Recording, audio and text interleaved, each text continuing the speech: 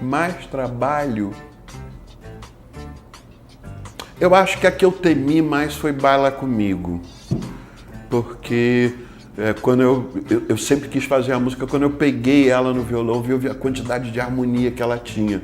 E eu queria, de alguma forma, não diminuir a quantidade de harmonia, porque é impossível para o desenvolvimento musical, mas eu queria, de alguma forma, tornar aquilo mais conciso, mais simples e mais baseado na batida. Então, por um momento eu fiquei, será que eu vou conseguir? Mas logo que eu me juntei, foi uma das poucas músicas que eu não sequenciei antes, que eu não fiz uma batida de bateria eletrônica. Eu decidi que eu queria resolver aquilo com meus 3 músicos ao vivo, gravando no estúdio. Gravando ao vivo em contraposição a gravar sequenciado. E logo na primeira sessão, eu tive uma ideia rítmica e de baixo que funcionou, que é justamente o riff pam, pam, pam, pam, pam, pam, que dá a condução. E depois, quando eu fazia a voz guia, eu cantava uma melodia nessa introdução, que eu achava que eu ia botar um trompete, um violino, uma coisa que tivesse um sabor alatinado. Depois eu percebi que eu queria botar a minha guitarra alatinada para fazer aquele riff, e aí acabou ficando tão redondo que eu fiquei entusiasmado. Tudo é um desafio, e depois que você vence, né?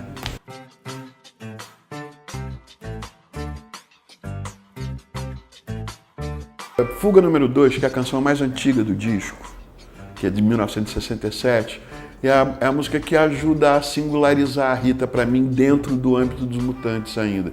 Depois eu li na biografia que, ainda que a música seja acreditada aos 3, foi ela que fez a música e a melodia. Então eu não estava errado em enxergar a Rita singular dentro daquela canção do conjunto.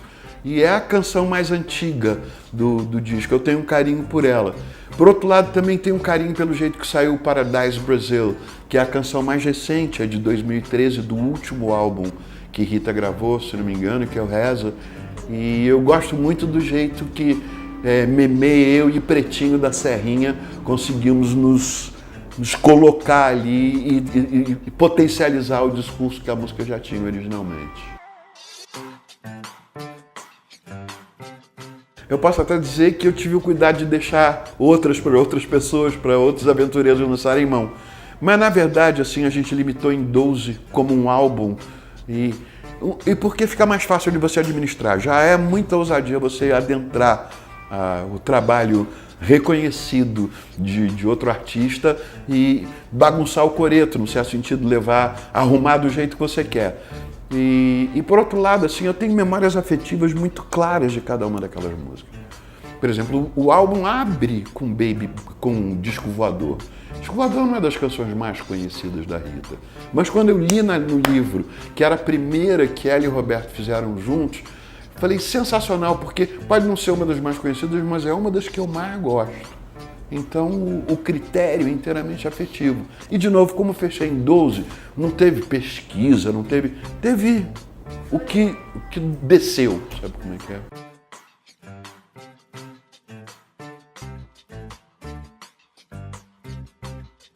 é? O Roberto Erasmo, na realidade, foi uma encomenda, porque foi uma instituição financeira que proporciona a seus associados espetáculos de qualidade em praças do Brasil. Então, nesse ano, que se não me engano foi 2013 ou 2014, essa associação escolheu Maria Bethânia para cantar Chico Buarque, Sandy para cantar Michael Jackson e a mim para cantar Beatles. Eu não me encantei por Beatles e pedi para trocar por Roberto Erasmo. Então, a minha aplicação no disco foi um pouco mais estética, ali eu querendo passar as músicas de Roberto Erasmo pela minha ideologia de R&B, de blues, de essência, assim, e minha guitarra elétrica, minha forma de tocar, minha forma de arranjar. Já o disco da Rita é um impulso mais afetivo e teve um gatilho, né? Um gatilho proporcionado por ela, que é a leitura da biografia. Porque foi lendo a biografia que eu percebi que ela conta ali a história da vida dela e que o carbono dessa história da vida dela é a minha vida enquanto eu estava observando. Do lado de fora, ela dá cada um desses passos em direção ao que ela acabou se tornando, né? Então, o livro, ao avesso, conta a minha própria história. Eu acabei de ter esse prazer, porque o maestro do funk carioca, o DJ Sunny Pitbull, está finalizando um disco que sai agora, né, no primeiro trimestre de 2018, chamado, na realidade sai em dezembro de 2018, estou sendo informado agora pelos meus universitários, e um disco chamado Funk Canta Lulu. Essa parte nós já entendemos.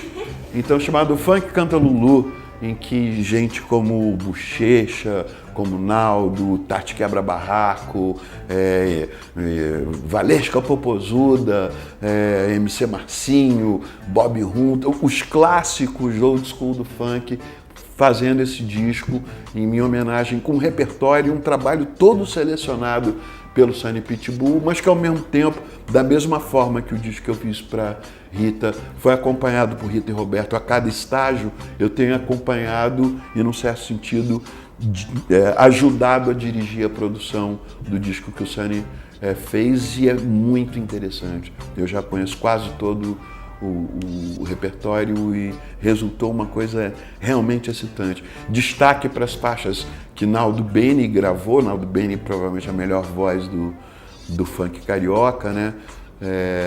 Ele gravou uma música de mim e do Nelsinho Mota chamada Eu Não, e a incrível versão do Tati Quebra Barraco para Chega de Dogma. É inacreditável, só ouvindo. Às vezes eu tenho vontade de fazer, não sei se é um pouco autocongratulatório assim, porque eu acho que o esquema o fato do número de canções que fez sucesso ter se destacado é significativo também. Por outro lado, tem músicas da minha feitura que eu gosto à beça e que não tiveram provavelmente essa oportunidade. Eu não sei se teriam de novo, mas ao mesmo tempo não me custa nada exercitar. Então esse é um repertório que eu ainda estou moldando e que eu preciso ser muito criterioso para não cair numa indulgência de apenas reviver as coisas porque elas estão ali. Eu preciso encontrar coisas que eu acho que cliquem hoje em dia e que tenham relevância. É uma oportunidade de você fazer a música render o melhor que ela pode render também. Às vezes, quando você está no calor da feitura de um álbum, você acaba... sobretudo esses álbuns que são feitos em 1, 2 meses ali, você tem que terminar, você tem que mixar e acaba não ficando exatamente satisfeito. Na verdade, para um projeto como esse, eu teria que realmente achar essas canções que merecem essa valorização. E muitas vezes essa valorização talvez seja trazê-las para a forma mais básica.